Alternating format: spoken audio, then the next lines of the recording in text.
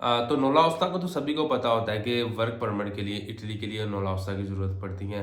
लेकिन सबसे ज़्यादा कन्फ्यूजन उस चीज़ की थी कि एनओसी किस तरह की होती है। यानी कि फॉर एग्जांपल अगर एक पर्सन ने जाकर सबमिशंस करवानी है तो 14 अक्टूबर के बाद एक रूल निकला था जिसकी वजह से एम्बेसी ने वीज़े को सस्पेंड किया हुआ है कि जब तक आपके पास एनओसी नहीं होगी, वेरिफिकेशंस वाली जो है एनओसी आपके पास नहीं होगी तो आप लोगों की जो है वो सबमिशंस नहीं होगी। तो वो किस तरह की होगी उससे रिलेटेड इन्फॉर्मेशन आपको यहाँ पर जो है वो हम प्रोवाइड करेंगे। अगर अब हम बात करें स्पेन एम्बेसी से रिलेटेड, तो स्पेन का इतना बड़ा इशू नहीं होता, वो एनओसी वगैरह नहीं मानते, जस्ट वर्क परमिट आना चाहिए। वर्क परमिट के बाद यहाँ से करेक्टर सर्टिफिकेट, मेडिकल और जो इसके अलावा जो मैंडेटरी जो डॉक्यूमेंट्स होते हैं वो अटैच होते हैं। जस्ट अपॉइंटमेंट लेनी होती है, जाकर सबमिशन करवा देनी होती है और 2-3 महीने के बाद वीज़ा लग जाता है। लेकिन इसके अगेंस्ट जो इटली का सिस्टम है वो ज़रा कॉम्प्लिकेटेड सा है।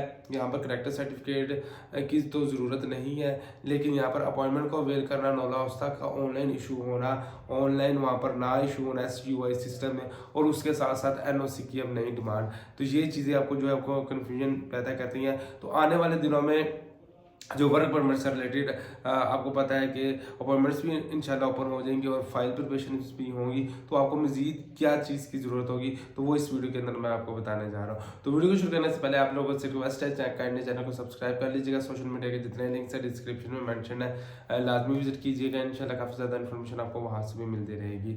तो ये स्क्रीन पर आपको एक लेटर सा नज़र आ रहा होगा। इसको जो है अगर आप देखते हैं तो ये एक लीगल ईमेल्स लग रही है। लीगल ईमेल्स के साथ साथ यहाँ पर स्पेसिफाइड पर्सन के नेम मेंशन है और बताया गया है कि ये कि हम इन बंदों को बुला रहे हैं और हमें इस चीज़ के लिए बुला रहे हैं, सर्कुलर मंथ के लिए, यानी कि सीजनल वीज़ा के लिए जो होता है उसके लिए हम इसको बुला रहे हैं। और इसके नीचे नीचे उन्होंने एक चीज़ को मेंशन किया हुआ है कि जितना भी इनका रिकॉर्ड है या जो भी हमारी स्पेसिफिकेशंस है, जो भी कंपिटेंट अथॉरिटी है वहाँ पर भी रजिस्टर। तो ये आप काइंड ऑफ इस तरह की एक ईमेल चाहिए होगी, इस तरह का एक एनओसी चाहिए होगा जिसके अंदर जो बुलाने वाला पर्सन है वो इस चीज़ की वेरीफाइड करेगा कि मुझे वाकई इस पर्सन की ज़रूरत है और इसकी डिटेल मैंने कंपिटेंट अथॉरिटी में दे चुका हूँ। तो इन डॉक्यूमेंट्स को आपने कंप्लीट करना है और इन डॉक्यूमेंट्स को कंप्लीट करने के बाद आपने क्या करना है कि सबमिशंस करवा देनी है।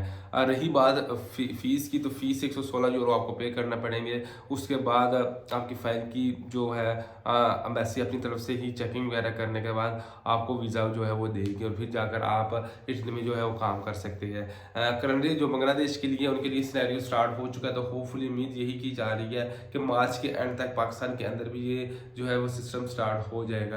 तो मैं दोबारा से चीज़ों को रिपीट कर दूँ कि सबसे पहले आपको नोला ओस्ता चाहिए होगा, वो ऑनलाइन शो होना चाहिए। उसके साथ साथ आपको एनओसी चाहिए होगी जिसके अंदर आपका कंप्लीट डिटेल्स वगैरह मेंशन होनी चाहिए और पर्पस मेंशन होना चाहिए। और वहाँ से यानी कि इसको आप कह रहे हो कि वेरीफाइड होनी चाहिए। इसके साथ साथ आपका वीज़ा एप्लीकेशन फॉर्म्स होंगे, आपका फैमिली रजिस्ट्रेशन सर्टिफिकेट होगा और आप मिडिल मैन के डॉक्यूमेंट्स को अटैच करेंगे। उसके साथ साथ आप ऑनर के डॉक्यूमेंट्स को अटैच करेंगे और फाइल मेकिंग करके आप जो है वो सबमिशंस करवा देंगे। तो होपफुली ये वीडियो आपके लिए वैल्यूएबल रही होगी। नेक्स्ट वीडियो तक के लिए अपना ख्याल रखिएगा, चैनल को प्यार दिखाइएगा। अल्लाह हाफिज़।